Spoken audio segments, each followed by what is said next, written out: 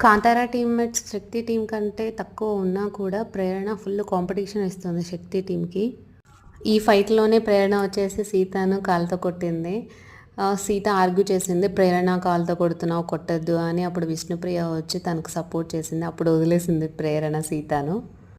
ఇంకా సంచాలకైతే నబీల్ కదా తను బయాస్‌గా ఆడుతున్నాడు అని కాంతారా టీం వైపే చెప్తున్నాడు అని సోనియా ఆర్గ్యూ చేస్తూ ఉంటే షౌట్ చేస్తాడు సోనియా పైన. అప్పుడు Nikhil, Prithvi, total team members అందరూ సపోర్ట్ వచ్చేస్తారు.